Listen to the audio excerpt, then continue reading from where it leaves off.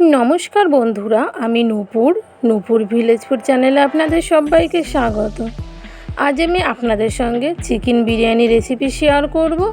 সামনেই তো জামাই ষষ্ঠী, অবশ্যই প্রত্যেক শাশুড়িরা এইভাবে জামাইকে বিরিয়ানি রান্না করে খাওয়াবেন, জামাই আপনার প্রশংসায় পঞ্চমুখ হবে। চলুন শুরু করা যাক। এখানে আমি চালটাকে 1 ঘন্টা মতো ভিজিয়ে রেখেছি। এবার বেরেস্তা করে নেব। তার জন্য পেঁয়াজের মধ্যে দিয়ে দিলাম 2 চামচ লবণ। লবণটা দিয়ে পেঁয়াজটা ভালো করে মেখে আমি 10 মিনিট মতো রেখে দেবো। এতে করে পেঁয়াজের মধ্যে থাকা এক্সট্রা জল বেরিয়ে যাবে এবং পেঁয়াজের বেরেস্তাটা খুব সহজেই তাড়াতাড়ি ভাজা হয়ে যাবে। 10 মিনিট পরে এবার আমি বেরেস্তাটাকে খুব সুন্দর করে ভেজে নেব।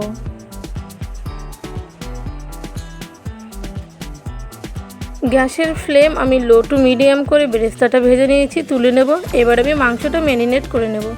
দিয়ে দেবো প্রায় 5-6 চামচ আদা আর রসুন বাটা, দেব 3-4 চামচ কাঁচা লঙ্কা বাটা, পরিমাণ মতো লবণ, পরিমাণ মতো হলুদ, আর দেব 2 চামচ মতো শুকনো লঙ্কা গুঁড়ো। এখানে আমি প্রায় 3 কিলো মতো মাংস নিয়েছি, আপনারা মাংসের পরিমাণ মতো মশলা নেবেন। এবার আমি দিয়ে দিলাম পেঁয়াজের বেরেস্তা, আর বেরেস্তা ভেজেছিলাম যে তেলে, সেই তেলটা দিয়ে এবার আমি মাংসটা খুব সুন্দর করে মেখে নেব। প্রায় 3 থেকে 4 মিনিট পরে মাংসটা আমার এরকম মাখা হয়ে গেছে। এবার আমি এতে অ্যাড করব টক দই। টক দইটা দিয়ে আমি আরও 4 থেকে 5 মিনিট সুন্দর করে মেখে নেব। মাংসটা খুব সুন্দর করে মেখে নিয়েছি। এবার আমি এটাকে 1 ঘন্টা মতো রেস্টে রেখে দেবো। এবার আমি কড়াইতে দিয়ে দিলাম পরিমাণ মতো তেল আর 2টো তেজপাতা। এবার মাংসটা দিয়ে দিচ্ছি। গ্যাসের ফ্লেমটা লো টু মিডিয়াম রেখে খুব সুন্দর করে মাংসটা কষিয়ে নেব। কোনো রকম জল ছাড়াই মাংসটাকে আমি কষিয়ে নেব। আপনারাও জল ছাড়াই কষাবেন, এতে মাংসের কালার এবং মাংসের স্বাদ দ্বিগুণ বেড়ে যায়। দেখতেই পাচ্ছেন অল্প অল্প মাংস থেকে তেল ছেড়ে দিচ্ছে। এবার আমি এতে অ্যাড করব আলুটা দিয়ে ভালো করে নাড়িয়ে চাড়িয়ে নিচ্ছি।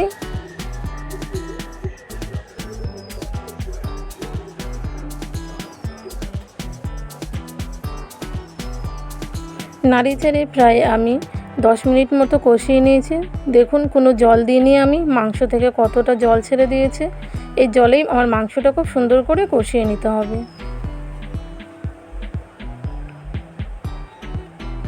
মাংসটা যত বেশি কষানো হবে তার টেস্টটাও বেশি হবে।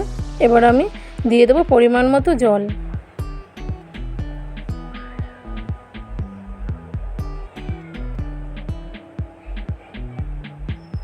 এখন আমি ঢাকনা দিয়ে দেবো প্রায় 10 থেকে 15 মিনিট।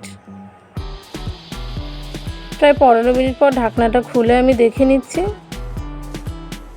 মাংসটা আমার প্রায় 90% মতো সেদ্ধ হয়ে এসছে। আমি আর ঢাকনা দেবো না, এইভাবেই প্রায় 10 মিনিট ফুটিয়ে নেব। প্রায় 10 থেকে 15 মিনিট ফুটিয়ে নেওয়ার পর ঝোলটা অনেক কমে এসছে। আমি এতে দিয়ে দিলাম গরম মশলা বাটা। আপনারা চাইলে গুঁড়ো মশলাও দিতে পারেন।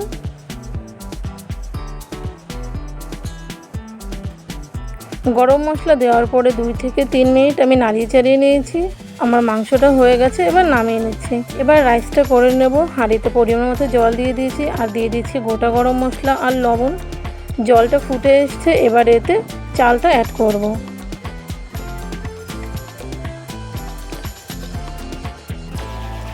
চালটা দেওয়ার পরে মোটামুটি 10 মিনিট মতো আমি ফুটিয়ে নিয়েছি। ভাতটা 90% মতো হয়ে এসছে। বিরিয়ানি রাইসটা অবশ্যই আপনারা খুব সাবধানে করবেন। চালটা খুব বেশি সেদ্ধ হয়ে গেলে সেক্ষেত্রে বিরিয়ানিটা ঝরঝরে হবে না। দেখুন প্রায় 90% মতো চালটা সেদ্ধ হয়ে এসছে। এবার আমি এটাকে জল ঝরিয়ে নেব।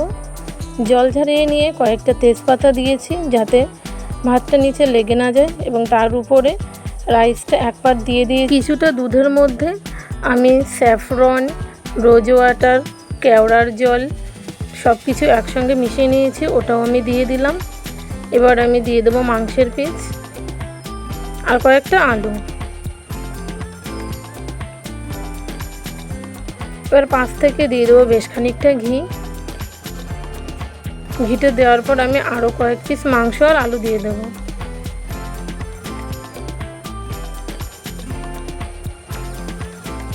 এবার দিলাম বিরিয়ানি মশলা আর পেঁয়াজের বেরেস্তা।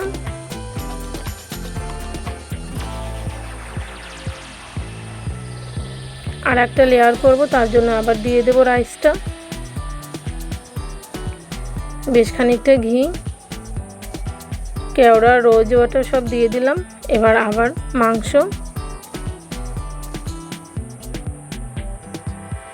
মাংস আলু আবার একসঙ্গে দিয়ে দিলাম। কিছুটা বিরিয়ানি মশলা দিয়ে দিয়েছি এবং এখন দেবো পেঁয়াজের বেরেস্তা। এবার বিরিয়ানিটাকে দম করে নেবার জন্য উপর থেকে কিছুটা আটা মেখে হাঁড়ির গায়ে লাগিয়ে দিচ্ছি, যাতে ঢাকনাটা খুব শক্ত করে লেগে যায়। এবার ঢাকনাটাকে চেপে আটকে দিলাম, গ্যাসের উপরে বসিয়ে দিয়েছি। প্রথম 5 মিনিট হাই ফ্লেমে, পরের 10 মিনিট লো ফ্লেমে রেখে গ্যাসটা বন্ধ করে 15 মিনিট মতো তাওয়ার উপরে দম দিলেই তৈরি আজকে ভিডিওটি কেমন লাগলো অবশ্যই আমাকে কমেন্ট করে জানাবেন। ভালো লাগলে একটা লাইক করবেন, বন্ধুদের সঙ্গে শেয়ার করবেন এবং এখনও যারা নূপুর ভিলেজ ফুড চ্যানেলটি সাবস্ক্রাইব করেনি অবশ্যই সাবস্ক্রাইব করে অল নোটিফিকেশন অন করে রাখুন, যাতে যখন আমি নতুন রেসিপি দেবো আপনি সবার আগে আপডেট পেয়ে যান। সবাই খুব বেশি ভালো থাকবেন। টাটা।